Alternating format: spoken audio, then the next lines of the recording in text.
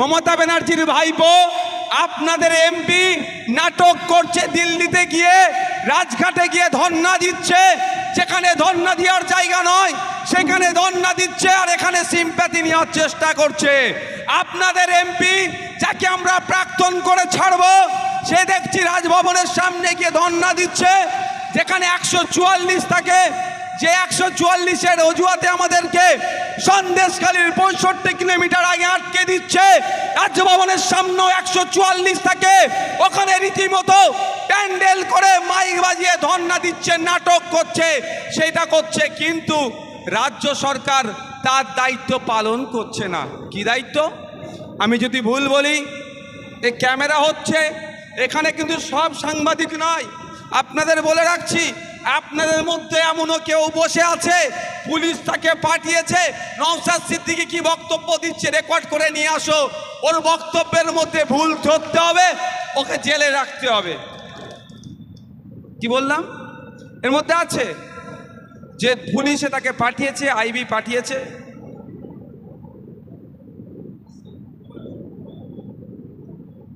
যে এরকম লোক পাঠিয়েছে, নওশাদ সিদ্দিকীর বক্তব্যে কি ভুল হচ্ছে ধরো, ধরলে সেটাকে দিয়ে কেস করে আমাকে রাখবে।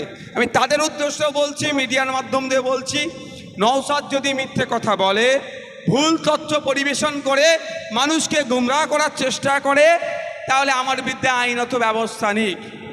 আমি এখানে দাঁড়িয়ে চ্যালেঞ্জ করছি, মমতা ব্যানার্জির সৎ সাহস নয়, 100 দিনের কাজের টাকা বিজেপি যে অনৈতিকভাবে আটকে রেখেছে, তার বিরুদ্ধে কোর্টে যাওয়া সৎ সাহস নয়। কারণ যদি কোর্টে যায়, আপনাদের বলে রাখছি, পশ্চিমবাংলায় 14.5 লক্ষ ফেক জব কার্ড বানিয়েছে। কারা বানিয়েছে?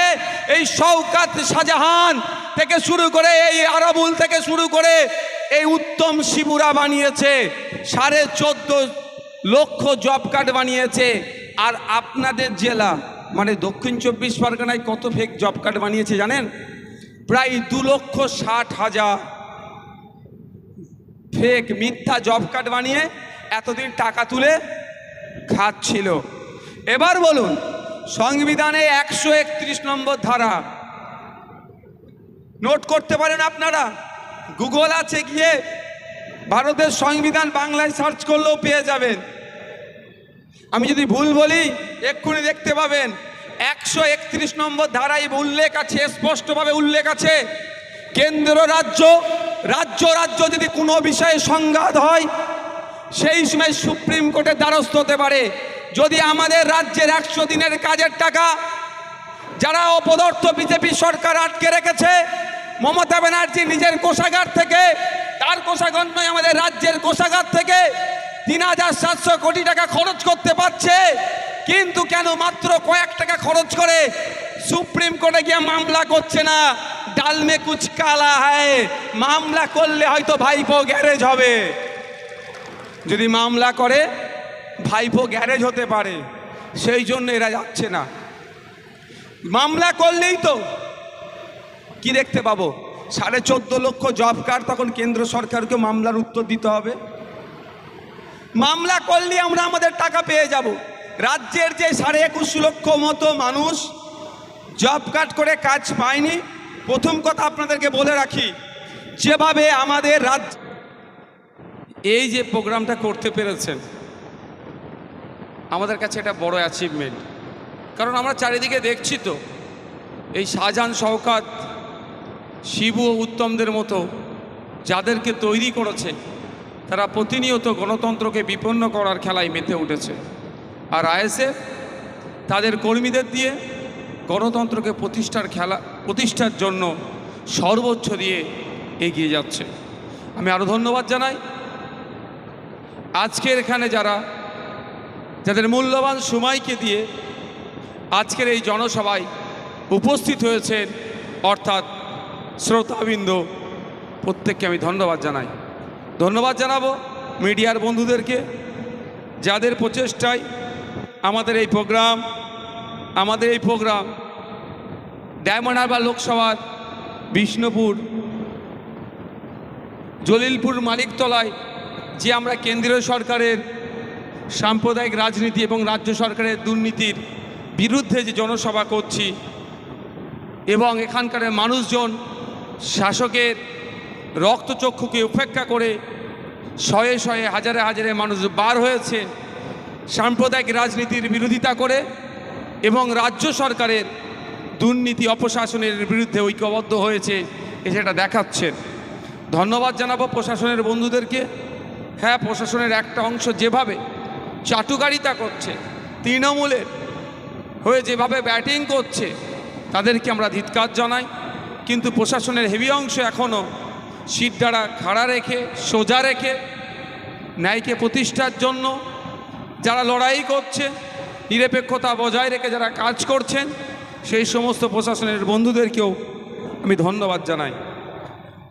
বলার অনেক আছে, সময় যদি হয় বলবো, নাহলে আগামী দিনে এসে আবারও বলবো। তবে যেখান থেকে বিশ্বজিৎ মাইতিরা বক্তব্য দিচ্ছিলেন 100 দিনের কাজের টাকা নিয়ে, ওই বিষয়টা আপনাদের একটু জেনে রাখা দরকার। আমরা কি দেখলাম? মুখ্যমন্ত্রী, তৃণমূল কংগ্রেস, আপনাদের এলাকার এমপি মমতা ব্যানার্জির ভাইপো অভিষেক ব্যানার্জি মহাশয় কখনো দিল্লি গিয়ে আন্দোলন করলেন, কখনো রাজভবনের সামনে ধর্ণা দিলেন, অনেক কিছু করলেন। অবশেষে কি দেখলাম? এবারে 2024-25 অর্থবর্ষে 3700 কোটি টাকা বরাদ্দ করেছে পশ্চিমবাংলার যে সমস্ত 100 দিনের কাজ করেছেন যারা যারা টাকা পাচ্ছেন না, তাদের নাকি টাকাটা মিটিয়ে দেওয়ার জন্য। প্রথমেই বলে রাখি, 100 দিনের কাজের নিয়ে তো দুর্নীতি হয়েছে, এটা সবাই জানে। আমাদের পাড়ার বাচ্চা ছেলে মেয়েগুলোও জেনে গিয়েছে কিভাবে তৃণমূলের লোকেরা দুর্নীতি করেছে।